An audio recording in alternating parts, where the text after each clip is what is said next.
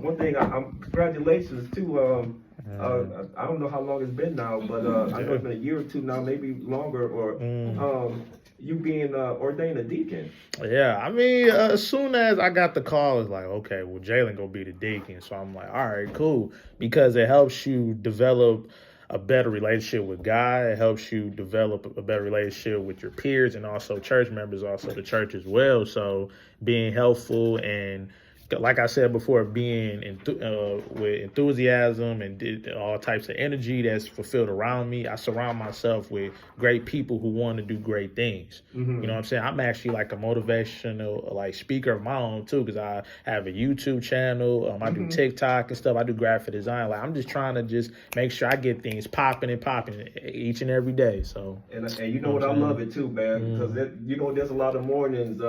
I know people have been talking about me a lot. They're like, Rich, I love going to your stats and seeing what you have in the morning. Man, I love going to yours, Jalen. Yes. I might just be writing stuff down. I'm feeling it, but you put the video with it, where yes, and you telling it. I love it. Where did that come? What made you decide to come up with that? Was it just like the Lord just like what? Jalen, just go ahead in the morning. Hey, just let them know. I probably, you know what though, like I felt like just every day, like I just wanted to just talk about what it means to be like what it means to have a good life and just do motivational things. Like even my mom comments on like, "Hey, don't be stealing my spotlight." I'm like, "I'm not stealing nobody's spotlight." You know what I'm saying? Like I just have my own spotlight because it's like that's why I tweet about. Like I do like mini vlogs and tell people about what I'm gonna do today and do my intro, of course, and you know what I'm saying. Just trying to just motivate others that'll do like motivating things. So you know what I'm saying. I just picked it up and just did it. That's what I love about you. You keep it up, man. Don't let nobody discourage you on that. And so far you haven't. That's one thing I love about your spirit, man. Where you know. That's something that, like my father taught me. He was like, the Lord give you something, use it. Exactly. No matter your closest friend, whatever, they disagree with you, you just gonna have to pull them to the side. Exactly. Like, sorry, you can't come with me, bro, because I'm on a mission. Right. There you go. There you go. And I love watching so far, the mission that you've been on, and it's been a positive one. So what is like your What is it, like a day like in Jalen when he's relaxing or when you're not in the community or when you're not something you love to do when you're not in school or working? In school, when I'm in work, well, I mainly be at home. I clean up my room, do all types of chores. I can also make a good breakfast, bacon, eggs, sausage, toasted jelly. So come by my house and really, you know what I'm saying? If you want to get a play, I got you. Okay. You know what I'm saying? That's what I'm saying. If you want to go too, let me know. Miss Monique just made a fabulous late breakfast today. She should invite me too. She always tells me like, I made that big breakfast. Elma from San Francisco. That big breakfast.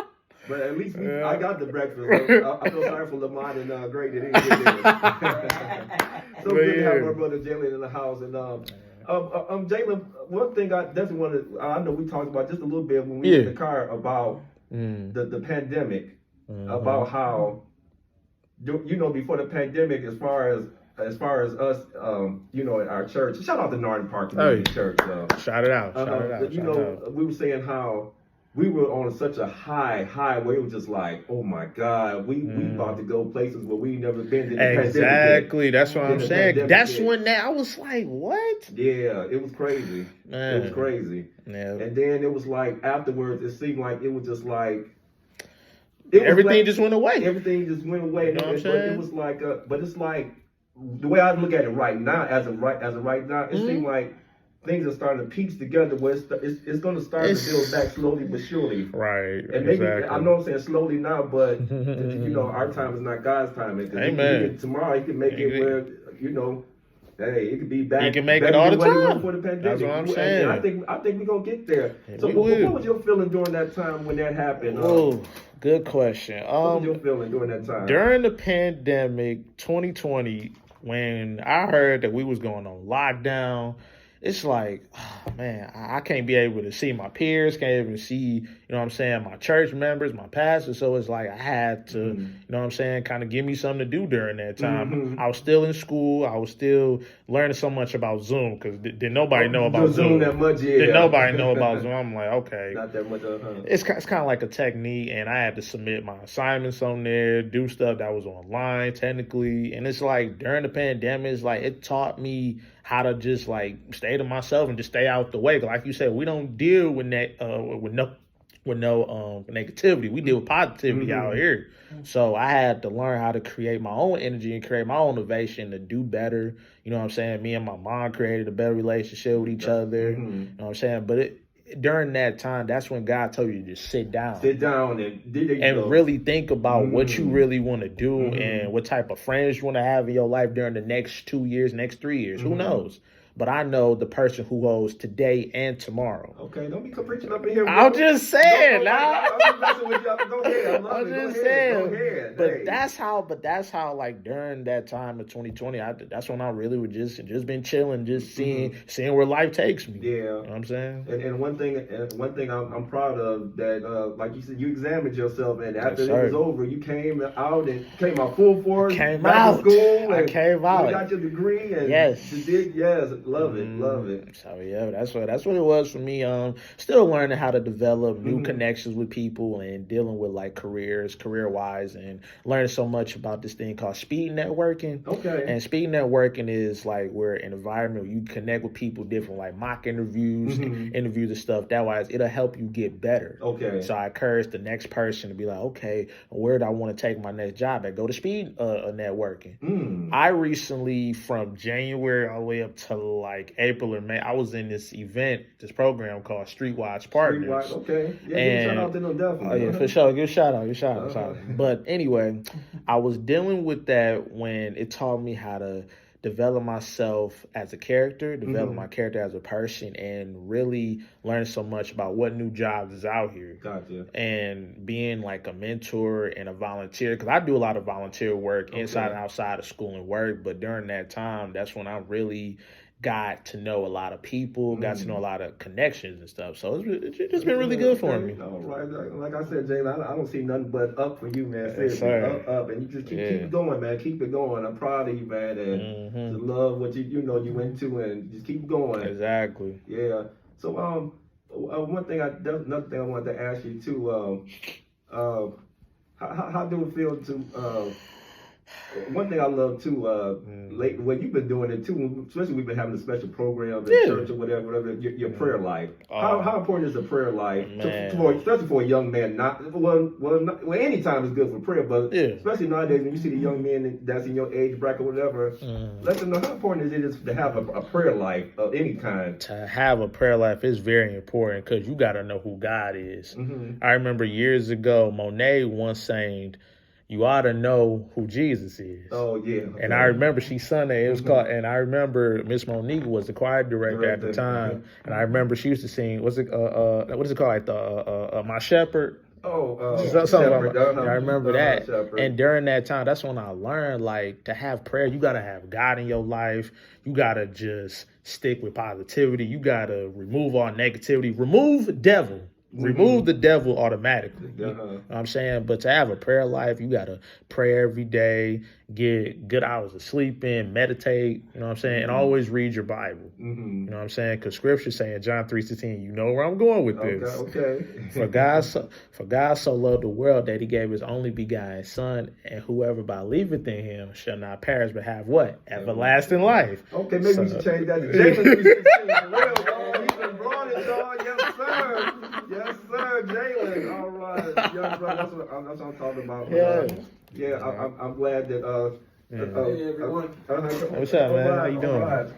I'm so glad to have brother Jalen in the house or whatever. Like I said, just seeing his stats in the morning just make me motivated more and keep going on and continue to do what you're doing and I'm definitely get back with you in a minute, Jay. Oh yeah, for sure. We got my other brother, his limo came in. Yes, sir. Limo came in. Let's get it. This young brother here, this is another brother that just motivate me in the morning. Sometimes you know how the mornings y'all get to work and you like, another day or whatever. before I even hit my truck, I see this brother every morning because he makes sure I get in the building okay, whatever, and just his spirit, y'all. Young guy with a spirit like that, you can't beat it. And Right. make me when I cross into the other room, I'm like, yeah, I know my day about to be good. Amen. Now really good because I'm talking to my brother here. So good to have him in the house. My brother Gene Woo! is in the house. Gene.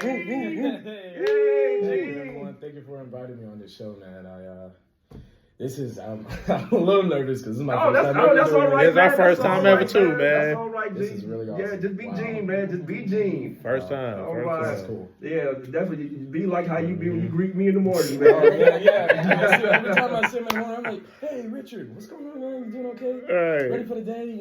Just make sure everybody's just got that energy. That's what right. I'm talking about. Yeah. Man. That's what I'm talking about. And one thing we was definitely talking about, like my title today is young man is making a difference. Different. And, like I said, when I think of you and see you, you definitely one of them guys or whatever.